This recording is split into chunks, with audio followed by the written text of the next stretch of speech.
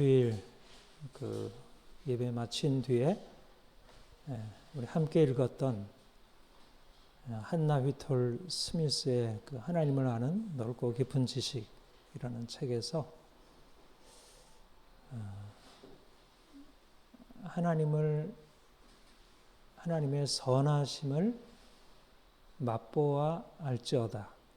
시편 34편의 말씀을 가지고 시작을 했어요. 하나님의 선하심을 맛본다는 게 어떤 의미일까요? 저는 요즘에 저와 또 우리 성도들이 하나님의 선하심을 맛보고 있다, 이런 생각을 하게 돼요. 하나님은 보이지 않는 분이잖아요. 하나님 보이지 않는 분이고, 우리가 이제 음식을 해서, 맛있는 음식을 해서 먹는 것처럼 이렇게 맛볼 수 있는 게 아니고, 만질 수 있는 게 아니고, 그런 일반적인 경험의 차원이 아니에요.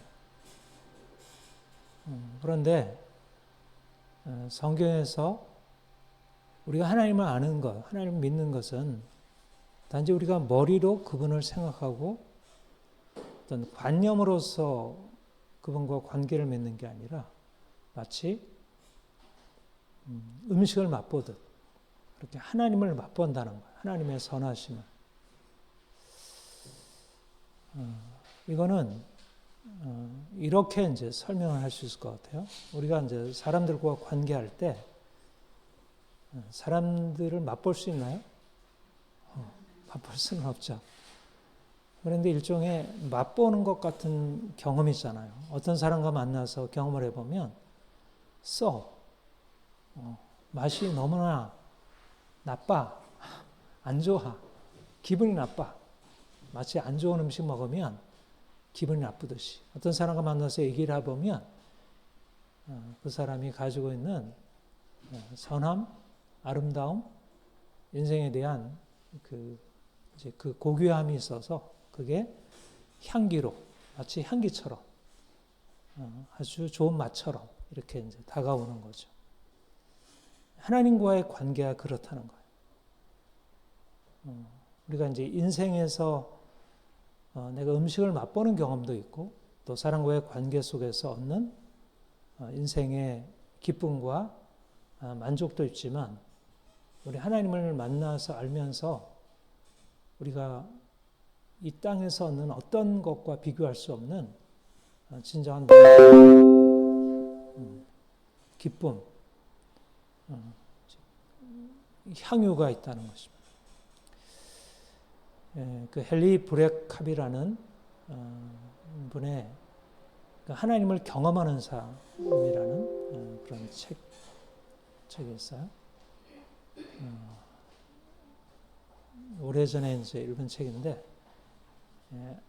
하나님은 보이지 않는 분이지만 우리가 하나님을 믿는다는 것은 실질적인 삶에서 그분을 경험하는 거다. 사실 우리의 인생에 있어서 우리의 삶을 끌어가는 건 뭐냐면 우리에게 뭔가 경험을 주는 거예요. 그게 맛있는 음식이든 아름다운 음악이든 풍경이든 사람과의 만남이든 그 어떤 경험이 이거 너무 좋아. 그래서 그 경험을 다시 찾게 되고 그것을 붙들게 되고 그것이 우리의 인생의 어떤 방향을 결정해주고 그래서 좋은 경험을 계속 더해 보려고 하고 내가 아름다운 음악을 들으면 이거 너무 좋네. 이문세의 피아노 곡을 한번 빠지게 되면 계속 그 피아노 곡을 듣게 되고 저 같은 경우에는 책을 좋아하니까 폴 트루니의 책에 한번 빠지면 계속 들어가고 그 밖에 각 사람들이 경험이 어떤 경험이냐에 따라서 이게 너무 좋아. 그 경험이 인생을 끌어가는 거죠. 좋은 경험. 그 다음에 나쁜 경험은 다시는 이런 일 없어야지. 그러니까 거리를 멀찍 두고 살아가게 돼요. 하나님과의 만남이라 할 수 있어요. 우리가 사람과의 만남이고 그게 경험이고 하나님과의 관계성도 보이지 않는 분이지만 그분은 보이는 인간을 창조하셨고 우리를 더 아시고 또 우리에게 더 깊이 다가오시는 분이에요. 그래서 우리가 이제 믿음을 더해간다는 것은 하나님을 더 깊이 알아가는 것이다. 그리고 그분을 만나서 경험하는 것이다. 그래서 경험하면서 야, 너무 좋아. 나는 너무 하나님이 좋아. 나는 정말 세상에 다른 것이 없어서 인생이 힘들었고 또 지금도 여전히 내가 돈도 없고 뭐 사람들이 나를 별로 알아주지도 못하고 그래서 인생이 힘든 것은 있지만 그러나 내가 예수님 때문에 하나님이 나를 사랑하시는 것 때문에 내 인생은 정말 살만하고 가치가 있어. 이 경험이 우리 믿는 사람에게 주어지는 하나님의 은혜 경험이라고. 은혜. 그러니까 우리가 일반적인 경험과 우리 주님을 만나서 경험하는 것의 가장 큰 차이가 뭘까요? 하나는 내 편에서 시작하는 거예요. 대부분. 우리가 원하는 만족들이 주로 내가 원하는 게 채워지면 내가 좋다 여겨져요. 내가 나는 좀 더 맛있는 거 먹고 싶어. 그래서 음식점을 누구 얘기를 듣고 음식점을 찾아갔더니 너무 맛있는 거예요. 이야, 이건 너무 좋다. 또 와야겠다. 이런 생각을 하고. 어떤 음악을 들었더니 이야, 이건 진짜 좋네. 주로 이제 우리가 원하는 것이 주어지는 게 이제 우리에게 주어지는 현실적인 기쁨이 되는 경험들이에요. 근데 하나님이 우리에게 찾아오셔서 하시는 일은 내가 주도하는 일이 아니고 내가 원하는 일이 아니고 내가 주도하는 것을 넘어서 있고 또 내가 원하는 것을 넘어서 있는 전혀 다른 차원의 경험이 주어져요. 그래서 어떻게 보면 우리가 생각하는 것들대로 그대로 주어지지 않기 때문에 이게 뭐가 좋아. 이런 실망이 들 수 있고 때때로 이건 아닌 것 같아. 이건 내가 찾는 게 아니야. 그래서 다시 이제 뒤로 물러서기도 하고. 그래서 그 책에서 이제 한나시톨 휴머스가 이제 그런 얘기를 해요. 하나님의 선하심을 맛본다고 하는데 내 인생에 무슨 선하심이 있어? 내 인생이 이렇게 힘들고 어려운데 여러분 이제 구약에 보면 뭐 시편이나 그런 이스라엘 백성들의 역사의 기록들을 보면 하나님의 선하심이라고 하는 것이 사실은 그러니까 실질적인 삶에서 경험되기보다 오히려 이거는 하나님의 선하심이 너무 없고 그야말로 하나님의 부재, 하나님의 없음, 선하지 않음. 하나님 만약 살아계셔서 내 인생을 보고 있다면 어떻게 이럴 수가 있어? 그런 일들로 가득 차 있는 거야. 이방 나라들 와서 공격해가지고 다 빼앗아 가고, 그리고 포로가 되어서 고생을 하고, 하나님께 부르지도 하나님의 응답도 안 하고, 이게 무슨 선하심이야? 그러니까 사실 우리 편에서의 원함이 채워지는 것으로 생각하면 하나님의 선하심이 아니고 사실은 전혀 우리가 이해할 수 없는 방식으로 하나님이 우리를 만나주셔요. 그런데 놀라운 것은 우리가 하나님의 선하심이 아니라고 생각했던 것이 궁극적으로 하나님의 선하심을 이루고 있고 그 안에도 우리가 생각할 때 사망의 음침한 골짜기를 거닐지라도 그 안에서도 하나님의 선하심이 함께하고 있었다는 것. 나중에 알게 되는 사실이죠. 요셉이 하나님의 선하심에 함께 있었다는 사실을 그가 형들에게 미움을 받아가지고 팔려가지고 종살이에 오랫동안 누명을 쓰고 감옥에 들어가고 그런 어떤 전혀 하나님을 믿고 하나님이 선하시다는 것을 인정했는데 그 인정에 부합하지 않은 현실이 그에게 계속되었지만 결국 하나님의 선하신 분이구나. 이게 이제 로마서 8장 28절에 우리가 알거니와 하나님은 사랑하는 자 곧 그 뜻대로 부르심을 입은 자들에게는 모든 것이 합력하여 선을 이루느니라. 하나님의 선하심이 결국 바로 나타나는 게 아니고 모든 우리의 편에서 볼 때는 이거는 부조리하고 악하고 이거 말도 안 된다는 경험이 다 모아져서 하나님의 선하심을 이루고 있다는 거예요. 그래서 이제 하나님이 우리의 생각과 다르게 그의 선하심을 이루신다는 사실을 알게 될 때 우리는 말하자면 우리의 현재 전혀 하나님의 선하심과 상관없다고 여겨지는 그런 환경들, 상황들, 우리 자신의 처지들에 대해서 우리는 낙심하거나 의심하거나 그때 절망하지 않고 하나님을 기대하리고 바라보고 그래서 궁극적으로 하나님이 야 이렇게 내가 생각하는 것 이상으로 나를 채우시는구나. 이게 하나님의 은혜의 역사들이고 우리가 만나는 경험이에요. 그러니까 현실적으로 보아서 하나님의 선하심을 사람들이 없어 그런 거는 현실은 그런 게 어디 있어. 아무리 착하게 살아봐야 세상은 그야말로 약육강식이고 이전투구이고 결국 뭔가 이렇게 그렇게 그런 방식으로 해가지고 제대로 될 수 없어. 근데 놀라운 것은 하나님이 우리에게 그 사람들이 생각할 수 없는 그 하나님을 사람들은 다가가기 어렵고 계속 도망가고 그분을 피해서 자기 길로 가는데 하나님이 우리에게 찾아오셔서 우리에게 그분 자신을 알려주시고 우리가 그분을 믿고 따라올 수 있게 하신 게 얼마나 놀라운 일이에요.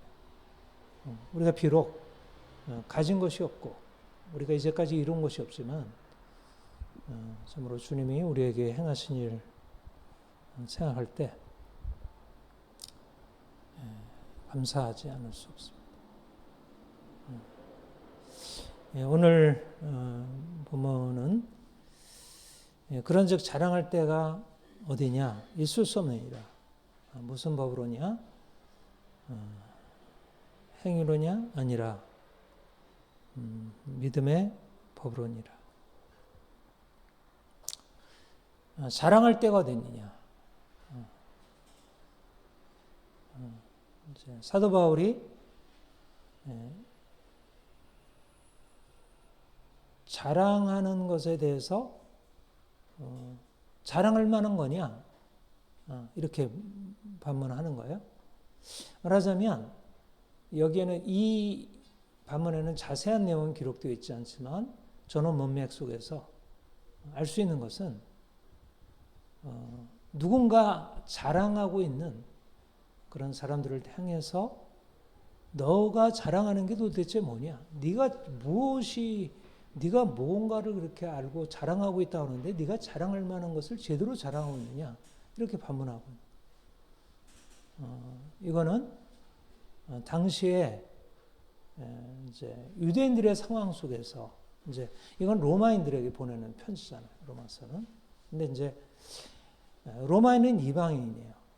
근데 이방인이지만 원래 예수 그리스도의 복음에 증거된 것은 예수 그리스도 이제 아브라함의 자손, 다윗의 자손 예수 그리스도가 구약 이스라엘 백성들에게 주어진 약속에 따라서 오셔서 구원을 이루시고 먼저는 유대인에게 선포되는 것이고 그리고 이제 사도 바울을 통해서 이방인에게 전파되는 것.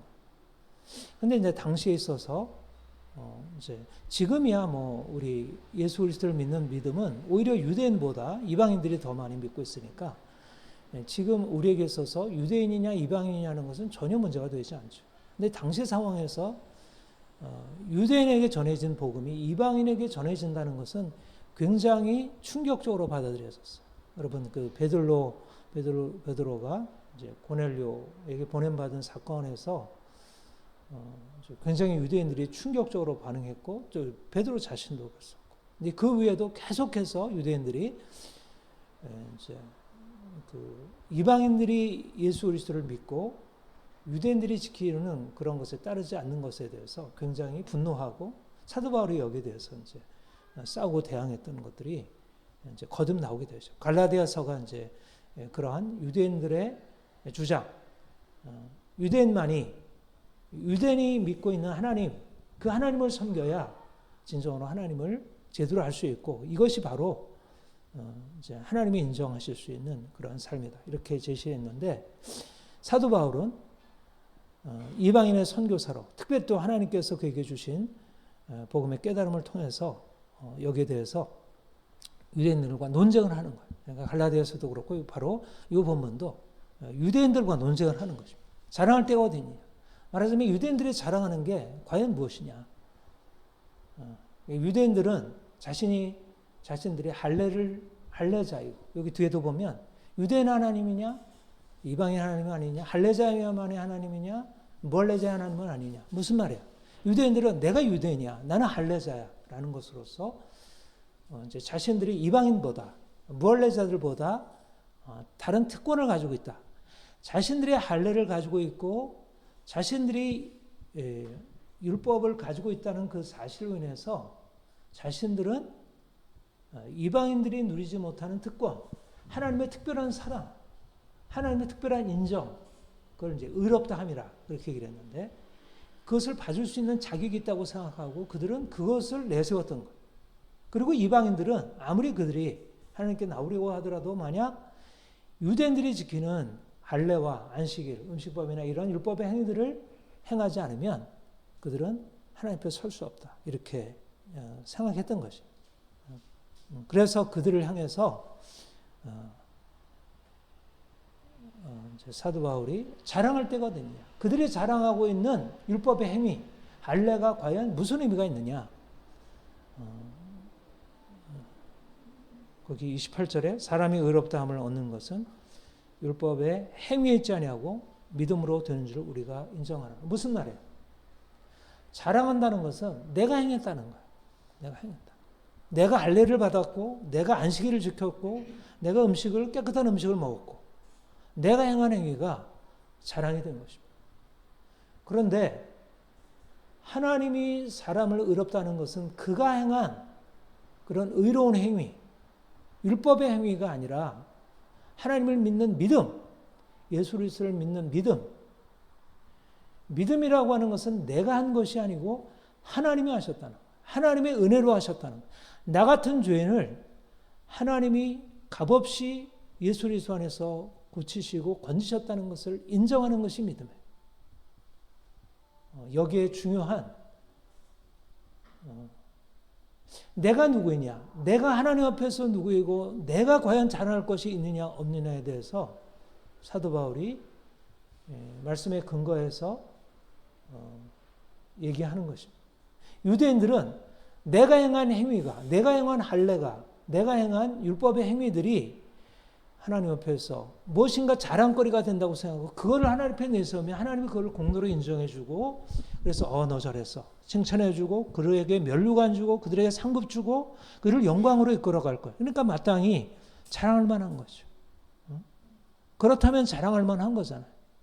그렇다면 하나님이 만약 거기에다가 이제 보상을 하신다면 그런데 사도 바울이 그들이 뭔가 착각을 하고 있었다.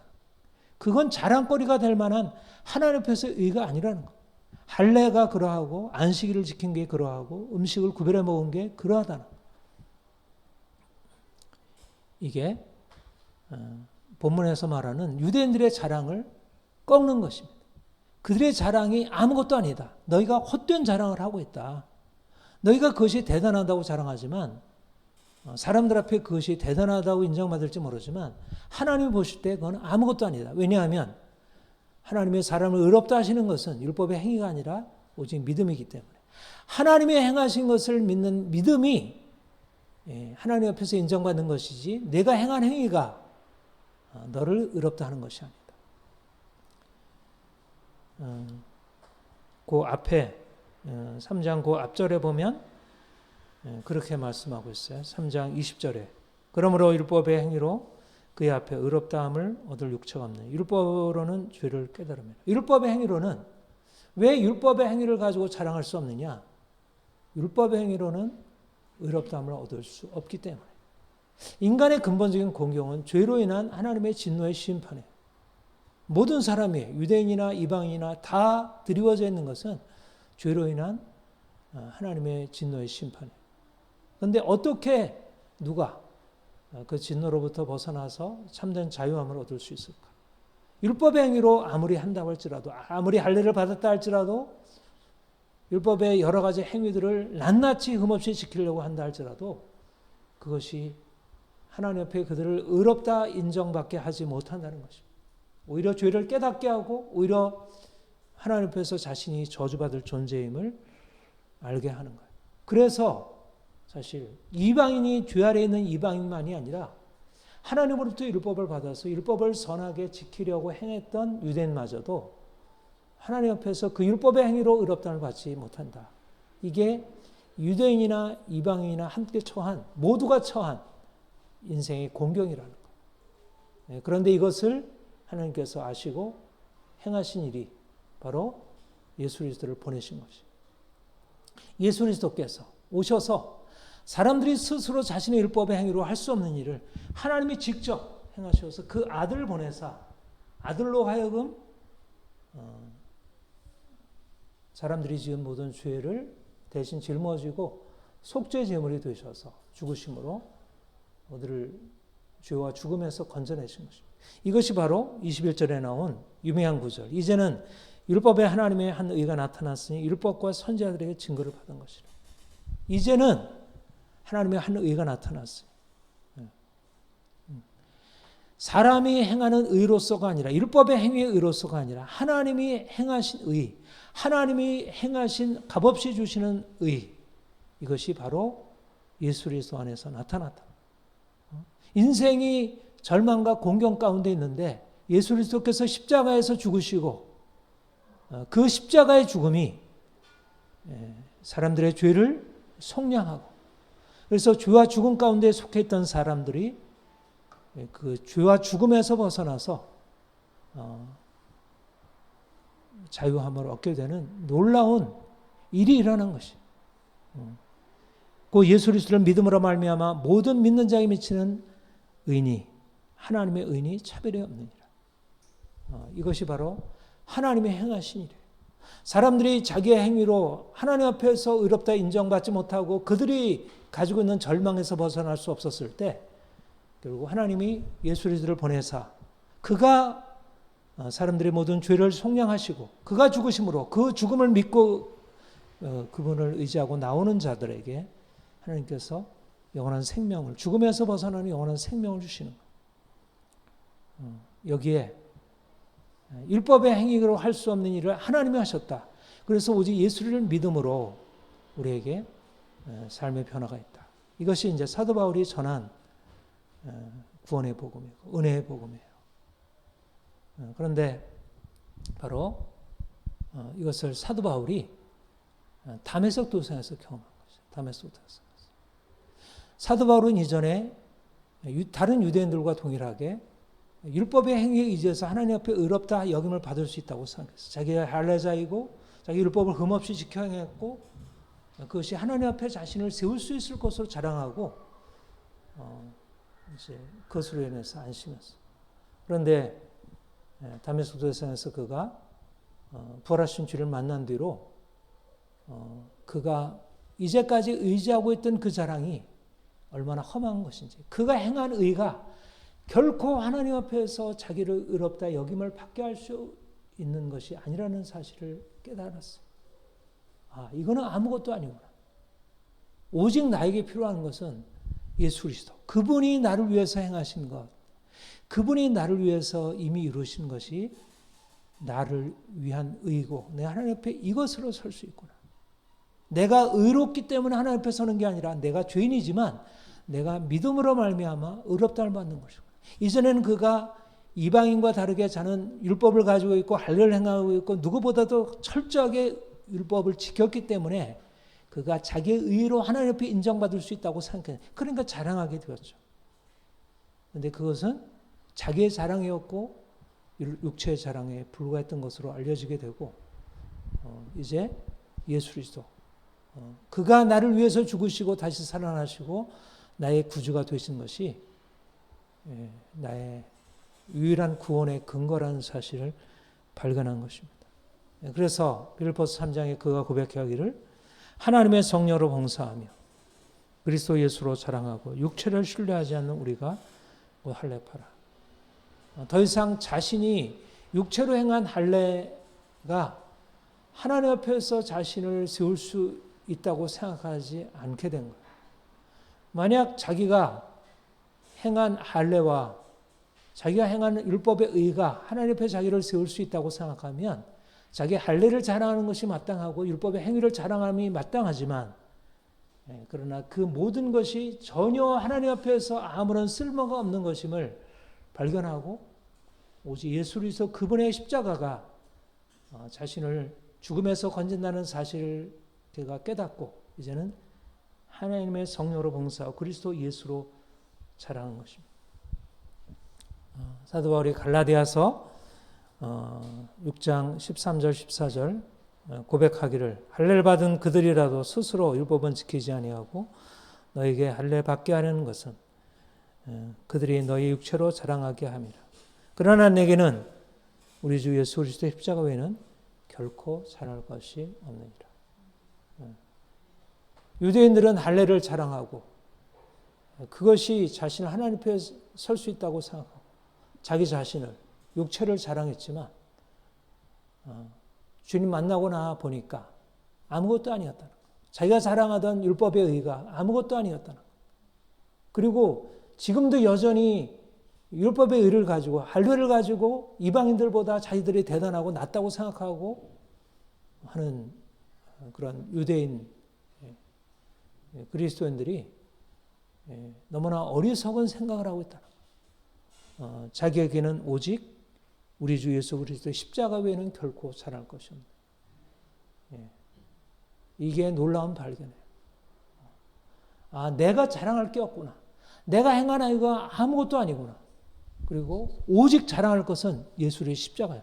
자랑이 내게 있는 게 아니라 하나님께 있구나. 예수 그리스도께 있구나. 그리스도께서 나를 위해서 행하신 것이 나를 건지신 거지 내 자신의 무엇이 나를 바꾼 것이 아닙니다. 여기에 새로운 인생의 기초가 놓인 거예요. 무엇을 자랑할 것이냐? 나를 자랑할 것이냐? 내가 행한 행위를 자랑할 것이냐? 나의 종교적인 행위, 나의 신분, 나의 민족성, 내가 그동안 행한 모든 율법적인 성취, 도덕적인 행위, 그 모든 것이 나의 자랑거리가 되겠는가? 그런 모든 것들은 다 육체에 속한 것이고 전혀 자랑할 것이 아니다. 예수 그리스도 안에서 내가 구원받았다는 것. 나를 십자가가 나를 살려냈다는 것. 십자가만이 유일한 구원이라는 사실을 내가 자랑하는 것.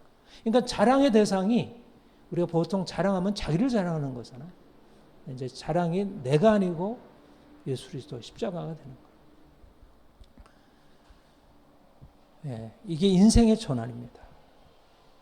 나의 자랑이 이제 사라지고 하나님이 예수 그리스도가 자랑이 되고 예수의 십자가가 자랑이 되는 거예요. 내가 아무것도 아니고 이제 하나님이 하신 일이 전부가 되는 것. 사도 바울이 고린도 전서 1장 26절에서 그렇게 고린도 교회 성도들에서 얘기를 해요. 내 부르심을 보라. 육체를 따라 죄 있는 자가 많지 아니하고 능한 자가 많지 아니하고 문벌 좋은 자가 많지 아니하도다. 육체를 따라 보면 그들은 자랑할 만한 것을 아무것도 가지고 있지 않은 너무나 낮은 신분 계층들이었어요. 이제 고린도시는 사실 유명한 상업 도시이고 유명한 그 헬라의 지혜를 가지고 있는 철학자들도 그 안에 있었지만 그러나 예수 그리스도로 모인 그리스도인 공동체는 그런 사람들은 거의 몇 안 되고 대부분 좀 하층 계급, 지혜 있는 자가 별로 없고 문벌 좋은 자가 없고 이제 가진 것이 없는 능한 자가 별로 없는 그런 공동체였어요. 찬할 것이 없는 공동체였어요. 그런데 그들이 예수 그리스도 안에서 육체를 따라서는 전혀 자랑할 것이 없는 자들이었지만 그들에게 새로운 자랑거리가 생긴 거예요. 너희는 하나님께로부터 나와서 그리스도 예수 안에 있고 예수는 하나님부터 나와서 우리에게 지혜와 의로움과 거룩함과 구원함이 되셨으니 기록된 바 자랑하는 자는 주 안에서 자랑하는 것 같아요. 육체를 따라 자랑할 것이 없는 고린도 교회 성도들이었지만 그들이 예수 그리스도를 믿음으로 말미암아 예수 그리스도가 그들 안에 들어가서 그들의 삶을 바꾸고 전혀 세상에서 빛을 발하지 못하던 그들이 약하고 어리석고 세상에 낮고 비천한 그들이 오히려 세상의 강한 자들보다 세상의 능한 자들보다 세상의 지혜로운 자들보다 세상의 존귀한 자들보다 더 탁월한 삶을 살아가도록 지혜와 의로움과 거룩함과 구속함이 되셨다는 거예요. 자기를 자랑하는 자들, 자기 육체를 자랑하는 자들, 자기의 지혜를 자랑하는 자들, 율법의 행위를 자랑하는 자들, 그들이 사람들에게 나름대로 인정받고 나름대로 인생에서 무엇인가 누리고 형용하는 것이 있을지 모르지만 우리가 주님 만나서 주님이 우리 인생 안에 들어오시게 되면 새로운 자랑이 생긴다는 거예요. 세상 사람들이 알지 못하는 하늘의 차원에 하늘을 열어서 하나님이 이 땅에 들어오셔서 그가 행하시는 그가 창조하신 세계 안에 그가 창조의 모든 영역 가운데 그가 놀라운 일을 이미 행하시고 있는데 그 창조주 하나님이 오셔서 우리 안에 오셔서 그분의 일을 행하시는 그 지혜와 의로움과 거룩함과 구원함이라고 하는 놀라운 일을 이루시는 거예요. 새로운 창조를 이루시는 거예요. 전에는 우리가 죄인이었고 전에는 우리가 무능한 자였고 저는 약한 자였고 세상 앞에 주눅들어하고 세상에 스스로 내세울 것이 아무것도 없는 자들이었지만 우리가 예수를 믿으면 사도 바울과 같이 신분이 좋아서 육체를 가지고 자랑할 것이 있는 사람도 주님 앞에 나아가게 되면 그가 이제까지 자랑할 거가 아무것도 아니라는 사실을 깨닫게 되고 예수를 자랑하게 되고 또 고린도 교회 성도들과 같이 자랑할 것이 아무것도 없는 그들도 주님 만난 이후에 너희는 하나님께로부터 나서 그리스도 예수 안에 있고 그리스도는 하나님께로부터 나서 우리에게 지혜와 의로움과 거룩한 구원함이 됐어요. 말하자면 예수를 생명으로 사는 삶, 예수의 지혜와 의로움과 지혜로 사는 삶, 세상이 알지 못하는 비밀을 경험하고 살아가는 거예요. 여러분, 우리가 주님을 알게 될 때 우리가 이제까지 부끄러워하던 것이 더 이상 부끄러움의 대상이 아니라는 거예요. 오늘도 제가 아침 묵상에 보배와 질그릇에 대한 얘기를 했지만 사람들이 자랑하는 건 질그릇이에요. 질그릇에다가 은박을 긋혔냐 금박을 입혔냐 뭐 거기에다가 무슨 뭐 알루미늄 박을 입히냐 뭐 아무리 박을 입혀봐도 질그릇인 거예요. 인생의 육체에다가 뭐 왕이 되든 뭐 사장이 되든 기업 오너가 되든 뭐 대통령이 되든 장관이 되든 뭐 예술가가 되든 아무리 입혀봐야 질그릇인 거예요. 거기 안에 예수 생명이 없으면 그건 질그릇이에요. 질그릇. 근데 질그릇이 보잘것없는데 그 안에 보배가 담겨 있으면 그거는 보배를 담은 거예요. 보배. 질그릇이 아니라 보배가 되는 거예요.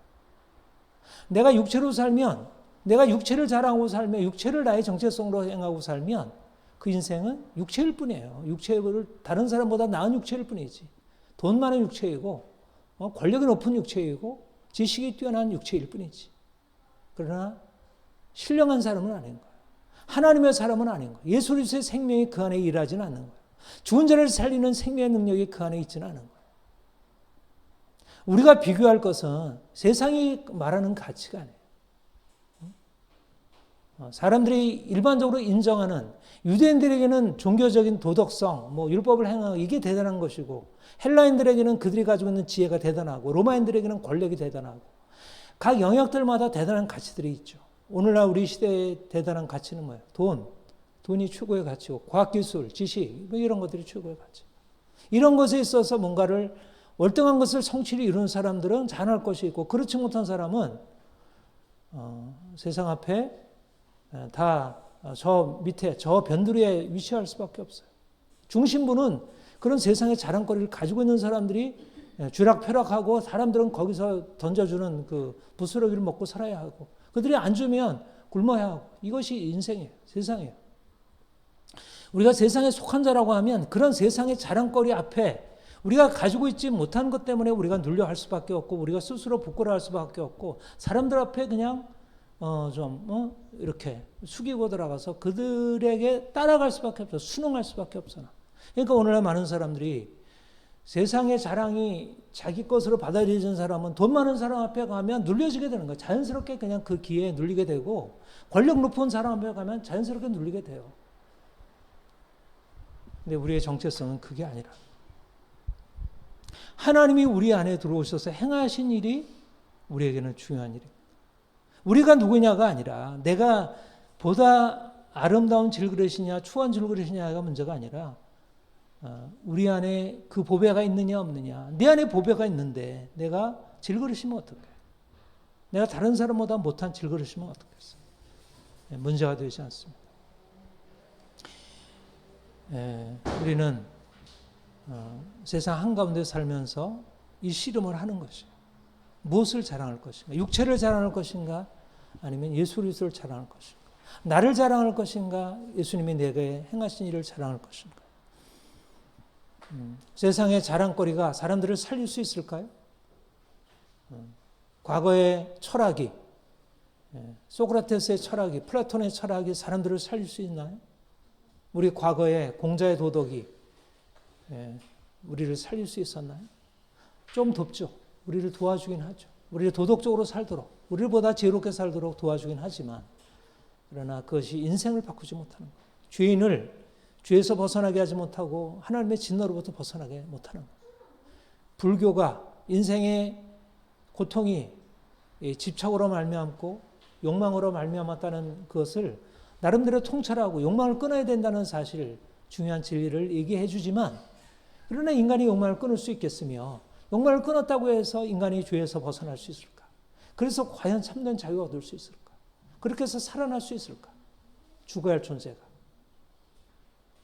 우리가 죽으면서 생명을 얻는 것은 예수께서 우리를 위해서 대신 십자가에 죽으시고 그가 죽으면서 살아나신 그 사건, 그 놀라운 사건, 하나님의 계시적인 사건이 있기 때문에 그것이 우리를 살리는 것인지 우리 안에 있는 어떤 현실적인 것도 우리 안에 어떤 노력도 우리를 살리지 못하는 거예요. 오늘날 과학기술이 인간의 삶에 대단한 성취를 이루어주고 사람들은 그것을 가지고 마치 인간이 신이 된 것이냐 자랑하고 있지만 과연 그것이 인생을 바꿔줄 수 있을까? 과연 인간의 마음 안에 있는 깊은 절망과 고통과 두려움을 바꿀 수 있을까? 사람들 안에 있는 두려움이 바뀌어질까요? 사람들 안에 있는 그 욕망과 이기심이 바뀌어질까요? 점점 사람들은 악해지고 점점 사람들 안에 있는 절망감은 더 깊어지고 이 세상이 더 좋아진다고 말할 수 있는 것은 아주 부분적이지 그것이 인생 전체로 보면 결코 인생이 좋아진다 할 수 없습니다. 예수 그리스도 그가 우리를 살리셨고 그가 지금도 우리를 살리시고 있습니다. 우리가 그분 때문에 살았고 그분 때문에 지금도 살고 있고 앞으로도 살 것입니다. 세상은 점점 더 고통과 절망과 두려움 가운데 들어가게 되겠지만 우리 안에 있는 생명의 빛은 우리를 살리고 우리를 통해서 사람들을 살릴 수 있을 것입니다. 우리가 자랑할 것은 예수 그리스도 그분입니다. 우리가 가진 것은 아무것도 없지만 우리 자신을 것으로 내세우라고 하면 우리가 내세울 게 뭐 있겠어요? 뭐 돈이 있어요, 뭐 지식이 있어요, 뭐 사람들을 알아요, 무슨 배경이 있어요, 뭐 제대로 이뤄놓은 성취가 있어요? 없잖아요.